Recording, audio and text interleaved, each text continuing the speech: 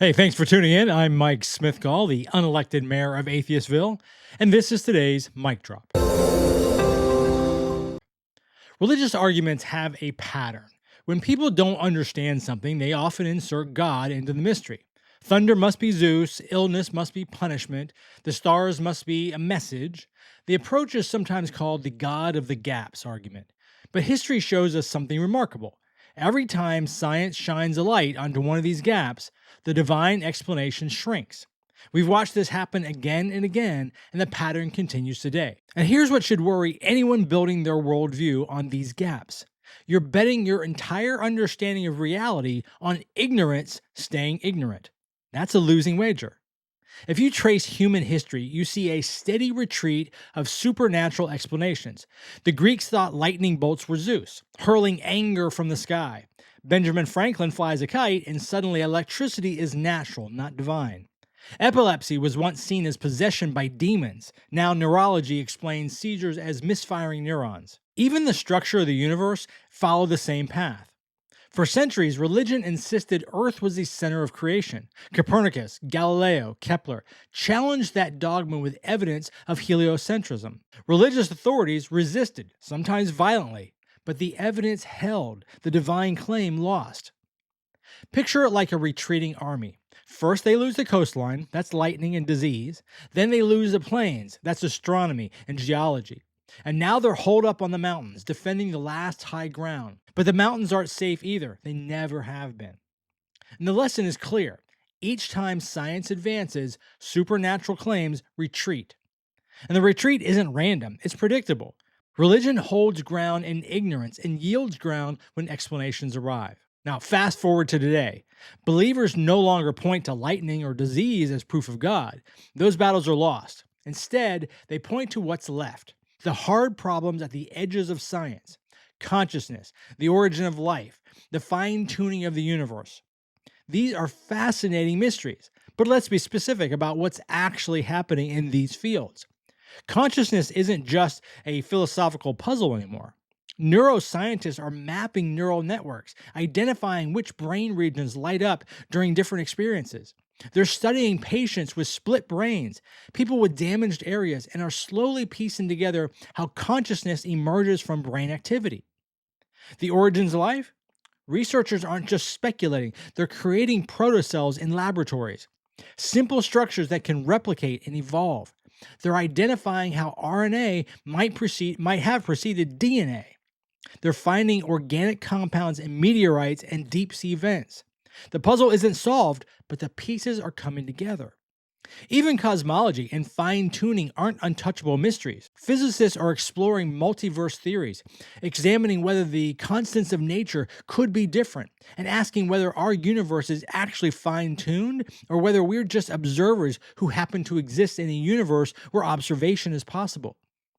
But if history is a guide, betting on God did it is a short-term wager. Science has closed every previous gap. Why assume the current ones are any different? To rest your faith on what we don't know today is to guarantee future disappointment when explanations arrive tomorrow. Now, the God of the Gap strategy has a fatal flaw: permanence. Religious believers use gaps as proof of God, but gaps are temporary. When those gaps close, the proof evaporates. This isn't just a problem for science education, it's a problem for faith itself. If your faith depends on mysteries staying unexplained, your faith will shrink as knowledge grows. That's not sustainable. It's like building your house on a shrinking island. Eventually, you're going to end up underwater. Now, contrast that with science.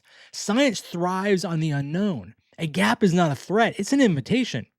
Every unanswered question is a research agenda. Every puzzle fuels curiosity. Where faith requires ignorance, science requires inquiry. That's why the God did it answer is intellectually lazy. It stops research. It declares victory before the investigation even begins. Saying God did it may feel comforting, but it guarantees stagnation. And stagnation, in a world that keeps moving forward, is really moving backward. All right, quick pause. If you haven't subscribed yet, I would love to have you join the community here at Atheistville.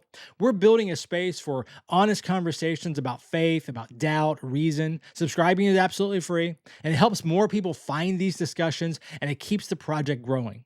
And I want to ask you to do one more thing. Leave me a comment. I read every single one of these, and whether we agree or we disagree, I promise you I will always respond respectfully. And your comments don't just shape the conversation, they also show the algorithm that this community is worth recommending. All right, let's get back to it. Believers often claim that invoking God brings certainty, but that certainty is an illusion. It's no more certain than saying Zeus did it before Franklin's kite, or demons cause epilepsy before neurology. Here's the trap. False certainty feels better than honest uncertainty. It's easier to say God works in mysterious ways than to admit we don't know yet, but we're working on it. But easy answers aren't always right answers. And here's where the personal stakes get really serious. When you choose false certainty over honest inquiry, you're not just making an intellectual mistake. You're choosing to live in a smaller world. You're choosing to stop learning when learning could save your life. Think about it practically.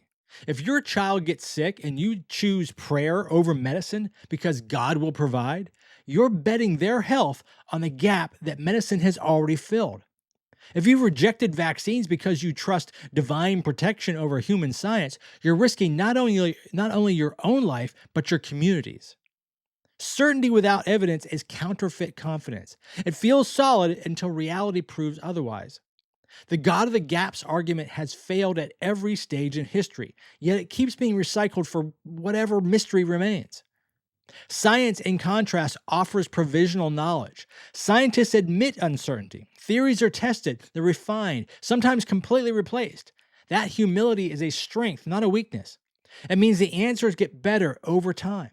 The God did it answer never improves. It always stays the same, and it always gets weaker in the face of progress. So let's talk about what you're actually risking when you bet on the gaps. It's not just your understanding of lightning or epilepsy, it's your entire relationship with reality. When you choose God did it over let's find out, you're training yourself to stop asking questions. You're building a mental habit of accepting mysteries instead of solving them. That habit doesn't stay confined to religious topics, it spreads. Atheism is often caricatured as belief in nothing, but that misses the point. The absence of gods is not the absence of meaning. What replaces God did it is not despair, it's empowerment. It's a recognition that when problems arise, humans can solve them. When mysteries appear, humans can investigate them. When suffering happens, humans can alleviate it. Think about how much richer our world is because we chose curiosity over myth.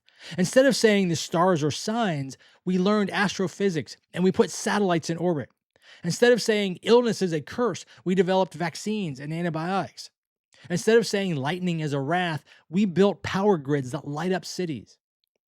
The worldview that trusts curiosity and evidence has given us medicine, space exploration, and the internet that lets you and I have this conversation right now.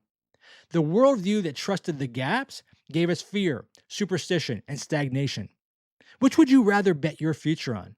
More importantly, which would you rather bet your children's future on? The shrinking space where God hides gets smaller every time science flips a switch. That doesn't mean we'll answer every mystery tomorrow or even in our lifetime. But history shows us that science has a consistent track record of progress. Religion has a consistent track record of retreat. And here's what that retreat costs us as a society. Every time we say, that's just how God made it, instead of, how does this actually work? We lose an opportunity.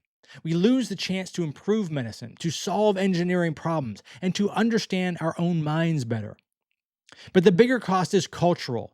When gaps in knowledge become sacred territory, where inquiry isn't welcome, we create a society that's afraid of questions. We raise children who think curiosity is dangerous and that some truths are off limits. If God exists only in the gaps, then God is in retreat. And the bigger story isn't the retreat itself, it's what replaces it: knowledge, understanding, and empowerment. Each time a gap closes, humanity gains tools to live better, healthier, and freer lives. So when you hear someone say God must explain what science cannot, remember history. Remember that statement has never aged well. And remember what's at stake. Not just your beliefs, but your willingness to keep learning in a world that rewards curious and leaves behind those who stop asking questions. The God of the Gaps argument isn't a fortress for faith, it's quicksand. Every advance of knowledge pulls it down further, and anyone standing on that quicksand is going down with it. That's why I trust curiosity and evidence over certainty without proof. It's why I choose the discomfort of honest uncertainty over the false comfort of sacred mysteries. All right, so that's my 2 cents, unblessed and unfiltered. Agree or disagree, that's what I got for you today. Now, if you found value in this episode, please like and subscribe and share this with someone else that you think might enjoy it. And if you'd like to join me in a future conversation here in Atheistville, reach out. I'd love to hear your story. And until next time, take care, and remember, reason and compassion go a long way.